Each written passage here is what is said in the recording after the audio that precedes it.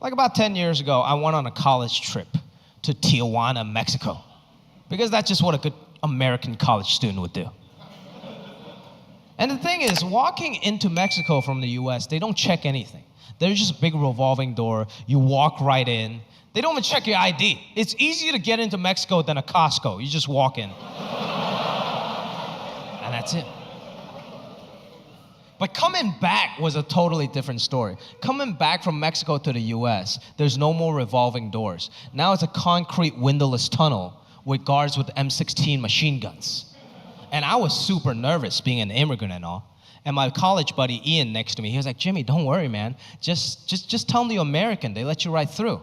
I'm like, easy for you to say, Ian. Ian walks up, he gets through, no problem. I walk up, the first thing they ask me, they're like, sir, are you an American citizen?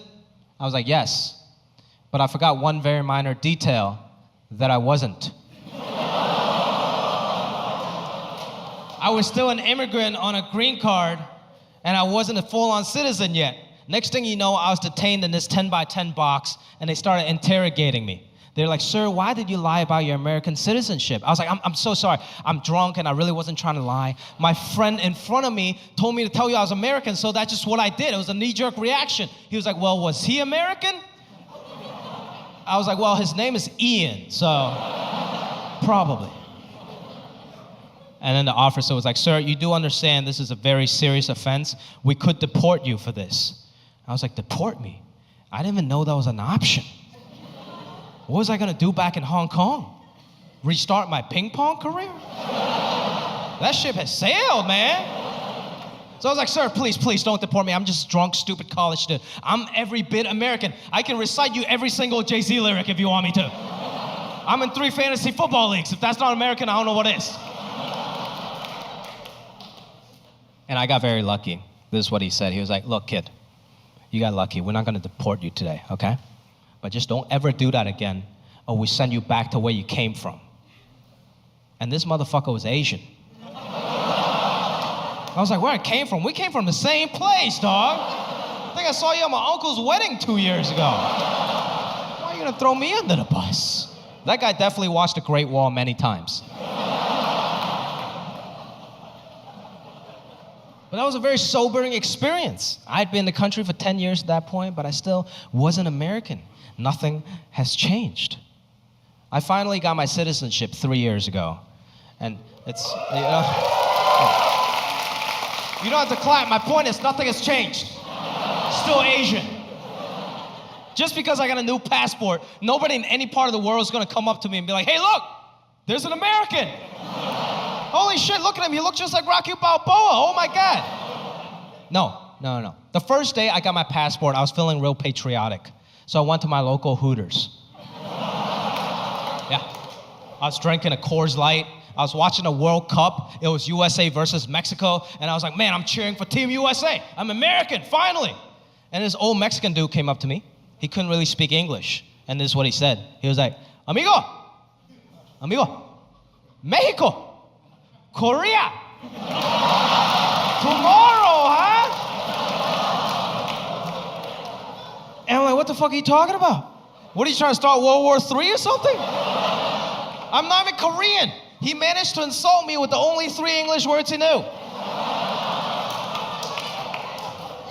So I really felt the need to explain myself. I was like, sir, I'm not Korean, I'm Chinese. And he looked back to his friends, he was like, oh, pinche chinito, huh?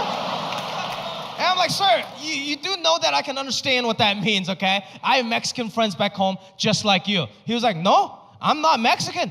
I'm El Salvador. And I'm like, oh, great, now I'm the fucking racist.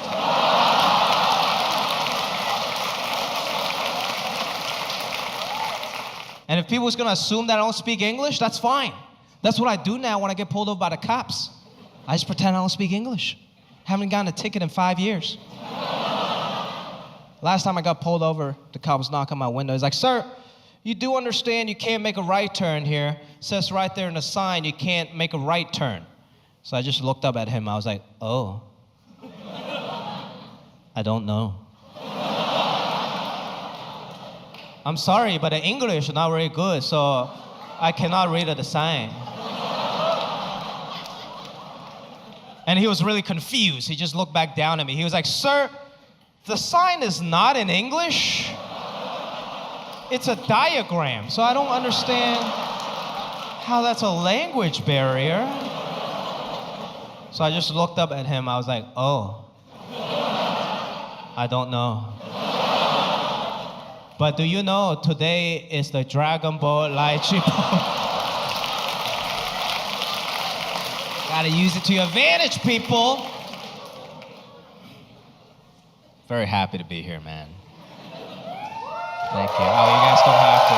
Thank you. Thank you for all your support. It's been great. It's been really great. Like, I'm like quasi-famous now. Nothing's really changed. I might get a free appetizer at select PF Chang's. That's about it. Nothing's really changed. I was still using Tinder up until like a year ago. This is a true story. But now I realize I got a whole new set of issues on Tinder. Like now when I do match with a girl, she doesn't believe that it's me. Like, that's not you. You're not that guy from this thing and that thing. I'm like, who the fuck is using me as a fake profile? You gotta dig real deep to use me, man. I feel like there's so many better choices out there.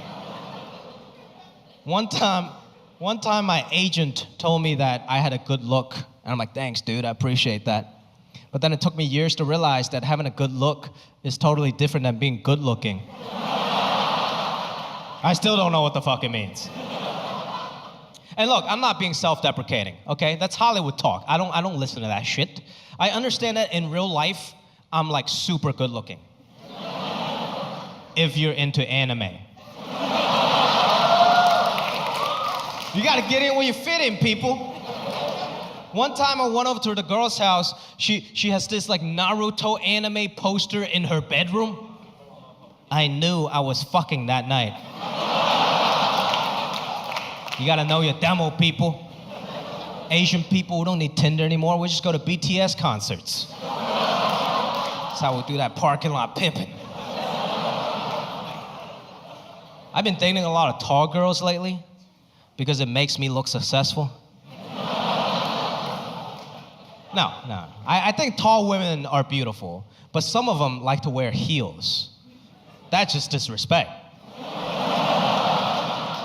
I'm like, you're already 5 inches taller than me. Why the fuck are you wearing heels? And she's like, it makes my ass look better. I'm like, your ass is at my eye level right now. Neither of us look good, okay? I look like a child, and you look like a child molester. My mom had bought me gym shorts that was my exact size and extra small. So that wasn't very cool because it came down mid-thigh. And apparently back in the day, that was called a John Stockton. And the same kid next to me, that bully next to me, he's like, hey, look at it. Hey, don't wear your pants like that. Pull your pants down, man. Pull your pants down. And I was like, who's the gay one now? But I didn't know what to do. Everybody was looking at me, and this kid kept saying, pull your pants down. So I was like, oh, shit. I've seen Shawshank Redemption. Maybe this is just how it works in America.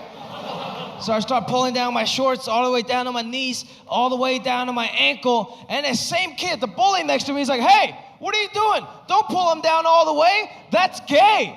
And I'm like, what is not gay in this country? And apparently this other kid next to me is like, hey, don't pull them down all the way. Just sag them a little bit. Just sag your pants. And I didn't know what sagging your pants meant. Apparently that's a cool hip hop thing, to pull your pants down halfway down your butt. So you show everybody your asshole.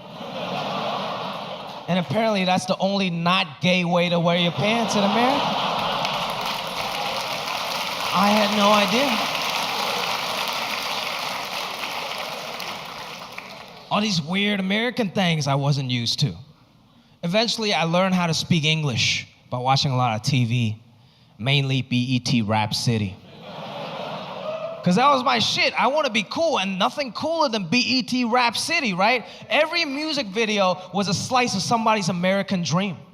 The first music video I saw was Jay-Z's Big Pimpin'. You guys remember that shit? Jay-Z's Big Pimpin' was the greatest music video of all time. It's Jay-Z and his boys on a yacht pouring champagne on this beautiful woman's face for like 4 minutes. I was like, this is America? It's amazing. That's all I wanted to do. Like before I even wanted to get into stand-up, that's all I wanted to do. I want to be a rapper. I want to be like Jay-Z and Big Pimpin'. So I started my own rap group in high school. It's a true story. It was me, my black friend Julian, and my other friend Yuji, who was half black and half Japanese. So we had perfectly 1.5 black dudes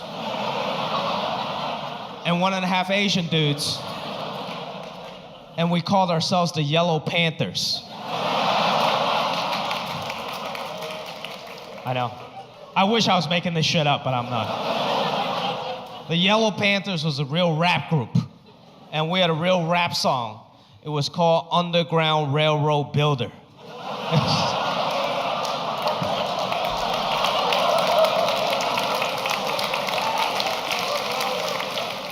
I was confused.